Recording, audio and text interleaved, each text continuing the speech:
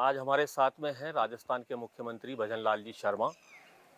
देश भर में लोकसभा के चुनाव हो रहे हैं। राजस्थान के अंदर 12 सीटों पर मतदान हो चुका है। इन सब पर चर्चा करेंगे। सीएम साहब, आपका बहुत बहुत स्वागत है जी, आईटीवी नमस्कार। नेटवर्क के इस कार्यक्रम में। पहले चरण का चुनाव हो चुका है 12 सीटों पर। क्या लग रहा है सर? आप तो पूरे प्रदेश में घूमे हैं।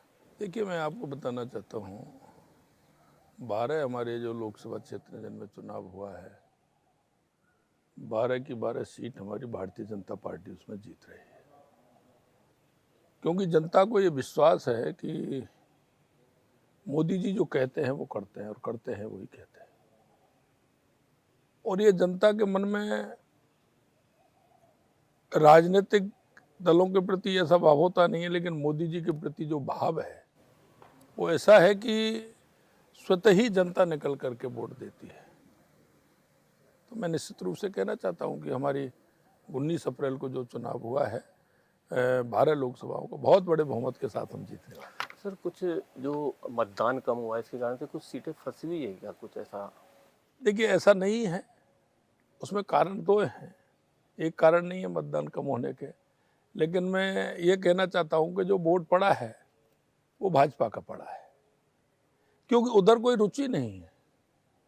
उनको यही नहीं है कि हम कोई चुनाव लड़ रहे हैं। अब राजस्थान में कहीं आपको दिख रहे हैं, तो हम कह सकते हैं कि पूरी तरह से भारतीय जनता पार्टी 12 की 12 सीट पूरी तरह से बहुत बहुमत के साथ जीतने वाली है। सर, उसके बाद 400 पार का नारा दिया गया है। तो क्या लग रहा है ये पूरा होगा क्या? इसमें देखिए, मैं आपको बता दूं, एनडीए का है 400 पार का, एनडीए का है। और आप देख रहे हैं पिछली बार भी हमारी कितनी सीट थी। और इस बार पूरे देश के अंदर जो माहौल है विकसित भारत को लेकर के, और हमारा जो पिछला 10 साल में मोदी जी के नेतृत्व में जो काम हुआ है, गरीब कल्याण की योजनाएं देख लें, देश में विकास की योजनाएं देख लें, सीमाओं की सुरक्षा देख लें, देश में बढ़ता हुआ भारत का गौरव देख लें, जनता को महसूस होने लगा है कि 10 साल में देश के यशस्वी प्रधानमंत्री नरेंद्र मोदी जी ने काम किया है। मोदी जी पर जनता का भरोसा है। सर, विपक्षी पार्टियों का एक ये है कि अगर 400 पार अगर चला जाएगा तो संविधान के अंदर कुछ वो होगा, परिवर्तन कर सकते हैं। खास तौर से जो बात फैलाई जा रही है उसमें यह है कि एससी एसटी के जो लोग हैं, जो उसके बीच में एक बात फैलाई जा रही है कि उनके आरक्षण का क्या होगा। इस तरह का एक देखिए, मैं आपको बताना परसेप्शन जो चाहता बन रहा हूँ है। कि आप मेरे से ज़्यादा जानते हैं, आप न्यूज़ चैनल वाले हमसे ज़्यादा जानते हैं। इस कांग्रेस ने हमेशा झूठ और लूट का सहारा लिया है। इस कांग्रेस ने चुनाव के वक्त हमेशा अफवाहों का के नाम से चुनाव में गए हैं। मैं आपसे कहना चाहता हूँ, आप कोई भी कांग्रेस का घोषणा पत्र देख लीजिए, कभी भी इन्होंने उस घोषणा पत्र को खोल करके देखा हो। ये जाति संप्रदाय की बात करते हैं, धर्मवाद की बात करते हैं, संविधान की बात करते हैं। मैं आपसे पूछना चाहता हूं, कांग्रेस ने संविधान का कितनी बार दुरुपयोग किया है? कितनी बार दुरुपयोग किया है? मैं आपके माध्यम से कहना चाहता हूं, संविधान को कोई कुछ नहीं कर सकता, आरक्षण को कोई खत्म नहीं कर सकता। और दूसरा बात मैं और कहना चाहता हूं, भारतीय जनता पार्टी लोकतंत्र पर विश्वास करती है, और आंतरिक लोकतंत्र भी भारतीय जनता पार्टी अपने पार्टी के अंदर भी लोकतंत्र रखती है। ये वो लोग हैं, इन्होंने लोकतंत्र की धज्जियां उड़ाई हैं, कितनी बार राष्ट्रपति शासन लगाए हैं, कितनी बार चुनी हुई सरकारों को उन्होंने बदला है। ये बात करते हैं लोकतंत्र की। इनको तो कोई अधिकार ही नहीं है लोकतंत्र की बात करने का। सर, जो मैनिफेस्टो दिया है कांग्रेस ने, उसके अंदर चल रहा है कि वो एक संपत्ति का आकलन करा के संपत्ति जो है, मोदी जी ने भी इस बात को उठाया अभी राजस्थान के अंदर जालोर में। तो इनके घोषणा पत्र में आपने देखा है ऐसा कुछ है जिसके कारण से इतना? देखिए, मैं एक बात कहना चाहता हूं आपसे, कांग्रेस के घोषणा पत्र को देखने की आवश्यकता ही नहीं। कांग्रेस के घोषणा पत्र में हमेशा लोक लुभावनी बातें होती हैं, वो बातें होती हैं जो कोई पूरा नहीं कर सकते, और वो इसलिए होती है क्योंकि उनको पूरा करना नहीं होता है। अगर हम संकल्प पत्र की हमारे की बात करें तो आप देख लीजिए, जो भी संकल्प पत्र हमने दिया है, चाहे लोकसभा के चुनाव दिया है या विधानसभा के चुनाव में दिया है, हमने उस संकल्प पत्र को पूरा करने का काम किया है। कांग्रेस को कोई पूरा करना थोड़ी होता है, घोषणा ही करनी तो होती है। तो घोषणा कुछ भी कर सकते हैं। इस तरह की उनकी घोषणा। सर, आप पूरे प्रदेश में इस 6 महीने के कार्यकाल में घूम लिए, राजस्थान में क्या चुनौतियां नजर आती है जो चुनाव से पहले आपने कुछ वादे भी पूरे किए हैं?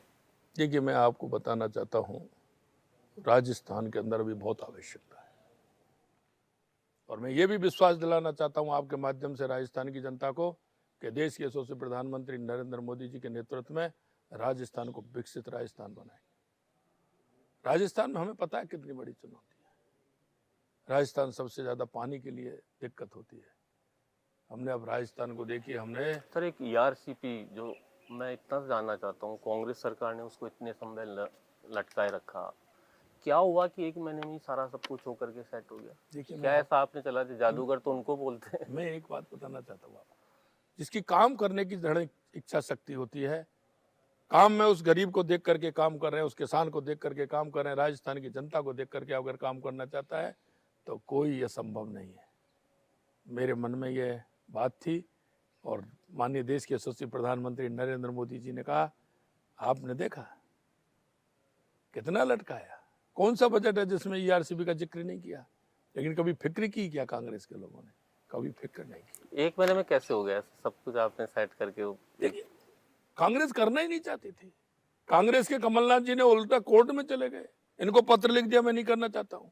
हमारी राजस्थान में बीजेपी की सरकार, मध्य प्रदेश में बीजेपी की सरकार, केंद्र में हमारी सरकार, हम मिले, 2 बार मिले, हमने हमारी सारी बातें देखी और हमारे मोहन यादव जी और हमने बैठ करके पूरी रचना बनाई और माननीय मोदी जी ने उसको साकार किया। ईआरसीपी की योजना यमुना को का हमने पानी भी मंजूर- मिलेगा अब राजस्थान? बिल्कुल मिलेगा। ये कांग्रेस के लोग बार बार वायदा करते थे यमुना के पानी के लिए, हम लेकर के आएंगे, हम लेकर आएंगे, एक लोटा पानी नहीं लाए। हमारे पूर्व मुख्यमंत्री मनोहर खट्टर जी और हमने बैठ करके बातचीत की। ये लोग कहते थे कभी कांग्रेस ताजेवाले से पानी देने को लिए हरियाणा सरकार तैयार ही नहीं थी। वही हरियाणा सरकार है। इन्होंने कहा है कि आप अपनी पाइपलाइन लेकर के जाइए ताजेवाले से, हम राजस्थान का पानी 1917 क्यूबिक मीटर पानी हम राजस्थान को देंगे। सर, चुनाव से पहले एक बड़ा मुद्दा था पेपर लीक का, जिसके कारण से युवाओं में बड़ा आक्रोश था। सरकार को भी उन्होंने बदल दिया, युवाओं ने आपको काफी समर्थन दिया। पेपर लीक मामले में अब क्या कितनी गिरफ्तारियां हो चुकी है? किस तरीके से आपको मैं बताना आगे भी चाहता हूं। पेपर लीक आगे ना हो इसके लिए भी क्या देखो, सोचा? मैं आपको बताना चाहता हूँ, हमारी सरकार आते ही 6 पेपर हुए, एक भी पेपर लीक नहीं हुआ। इन्होंने हर पेपर को लीक करने का काम किया। ये एसओजी तो पहले भी थी, क्या हुआ? मैं पूछना चाहता हूं। आप देख रहे हो 97 लोग गिरफ्तार हो गए और हमने कहा है जनता के बीच में, करके दिखाएंगे। हमने कहा कि किसी को किसी भी कीमत पर बख्शा नहीं जाएगा, कितना भी बड़ा व्यक्ति हो, अगर उसने छात्र और छात्रों के साथ उन्होंने गला घोंटने का काम किया है, उनके सपनों को रौंदने का काम किया है, हम किसी भी कीमत पर उनको छोड़ने वाले नहीं। सर, गृह मंत्री का चार्ज आपके पास भी है, पिछले मुख्यमंत्री के पास में भी गृह मंत्री का चार्ज, कैसे आप समय निकाल लेते हैं? क्योंकि उनके ऊपर भी काफी रहता था कि कभी मीटिंग ही नहीं होती थी पुलिस डिपार्टमेंट की। देखिए, मैं आप आपको ले कहना रहे हैं चाहता हूं, सुबह मेरा शाम एक भी डिपार्टमेंट ऐसा बाड़मेर नहीं गए है। आप, वहाँ भी अभी आपने मीटिंग सुबह जल्दी कॉल करके 6 बजे प्रशासन की बुलाई। देखिए, मैं आपसे कहना चाहता हूँ, काम करने की दृढ़ इच्छा शक्ति हो तो कोई भी काम असंभव नहीं, सभी संभव है। उन्होंने राजस्थान की जनता के बीच में गए वायदों को ध्यान नहीं दिया।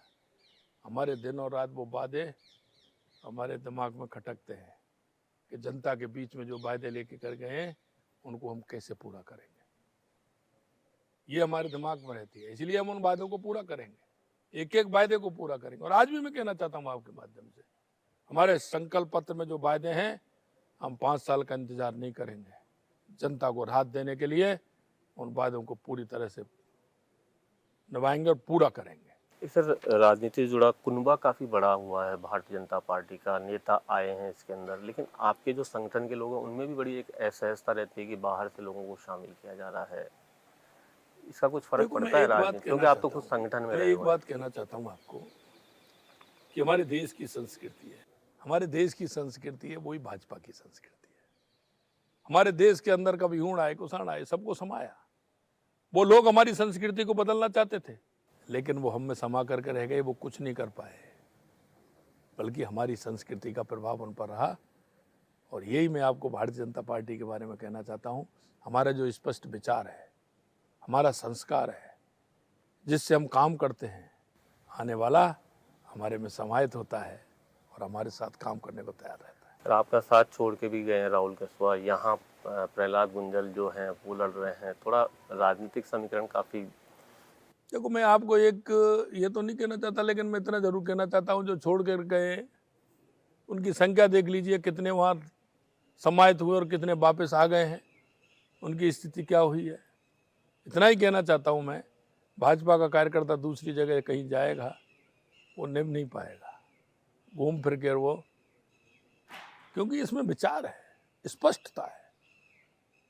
व्यक्ति के मन में कहीं लोभ आता है तो उसके कारण उसका मन जाने को होता है, लेकिन लास्ट में जो उसके अंदर जो विचार है, जो उसकी भावना है, वो दूसरी जगह समाहित नहीं हो पाती है। सर राजस्थान में कांग्रेस के 3 बड़े नेता, गहलोत हैं, पायलट हैं, एक डोटासरा जी हैं, क्या लगता है कांग्रेस का आपको यहाँ? देखिए, कांग्रेस के बारे में तो ज़्यादा उनसे ही पूछें, वो ज़्यादा ठीक है, ज़्यादा बात करना कोई उचित नहीं है। डोटासरा जी जगह जगह बोलते हैं कि मोरिया बुलवा देंगे। वो उनका किसकी मोरिया बुलवा रहे हैं, वो उनकी मोरिया बुलवा रहे हैं, वो उनकी मोरिया, वो मोरिया बुलवाते हैं अपना, देखते हैं क्या स्थिति हो रही है। जिसको नकारा, निकम्मा, क्या क्या कहते हैं, क्या क्या नहीं करते हैं, आपस में उनकी क्या स्थिति है, उस बारे में ज़्यादा कुछ कहना नहीं चाहता। सर राजस्थान के विज़न के बारे में बात करना चाहता हूँ कि क्या आपकी आगे की सोच डेवलपमेंट के लिए राजस्थान के लिए क्या क्या ज़रूरी मानते हैं? देखिए, निश्चित रूप से राजस्थान के अंदर हम जिस तरह से हमने विषय लिए हैं, हमारा पानी का विषय सबसे ज़्यादा है। ये वर्ष हमारा पानी और बिजली का है, क्योंकि आम जनता के लिए पानी और बिजली की बहुत बड़ी आवश्यकता है। हम राजस्थान को पर्यटन की दृष्टि से भी मजबूत बनाएंगे, उद्योग की दृष्टि से भी मजबूत बनाएंगे, हमारी खनिज संपदा है उसकी लिए भी मजबूत बनाएंगे। निश्चित रूप से हम कहना चाहते हैं कि हमारा ये है कि देश के अंदर राजस्थान पहली श्रेणी में रहे। सर जयपुर से पहली बार बना है मुख्यमंत्री कोई, जयपुर के लिए कुछ खास? निश्चित रूप से इन्होंने जयपुर की ओर ध्यान नहीं दिया। हमारी पिंक सिटी है, हमारी राजधानी है, तो जयपुर के जो काम है उनको आगे बढ़ाएंगे, जयपुर को सुंदर बनाएंगे। आखिरी सवाल है कि जिस दिन मुख्यमंत्री बनाया गया था तो आपको कुछ पता था कि आज तक जनता इस बात में है कि क्या पहले से भजन लाल जी को इसका? देखिए, मैं आपको बताना चाहता हूँ, ये भारतीय जनता पार्टी का संस्कार है, और मैं आपको कहना चाहता हूँ, ये अगर संभव है तो भारतीय जनता पार्टी के अंदर संभव है, किसी और राजनीतिक दल में संभव नहीं है। कोई अपने बेटे को बनाना चाहेगा तो कोई नाती को बनाना चाहेगा, कोई अपने परिवार को बनाना चाहेगा।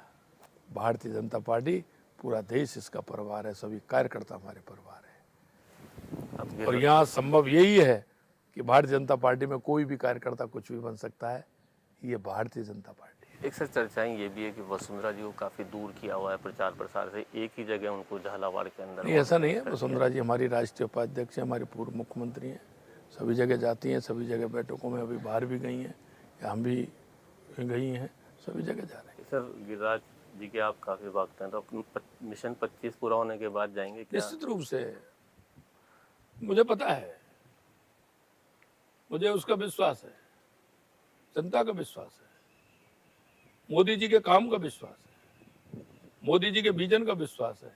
इसलिए मैं कह सकता हूं, राजस्थान में 25 की 25 सीट भारतीय जनता पार्टी की है। धन्यवाद सर आपका, आपने समय निकाला इंडिया न्यूज और ITV नेटवर्क के लिए। तो ये था भजन लाल जी शर्मा, जो राजस्थान के मुख्यमंत्री हैं, हमारे साथ जुड़े हुए थे, जिन्होंने तमाम राजनीतिक सवाल और प्रदेश के अंदर जो 25 सीटों का हाल है उसके ऊपर अपनी चर्चा करी है। आज के लिए बस इतना ही। नमस्कार।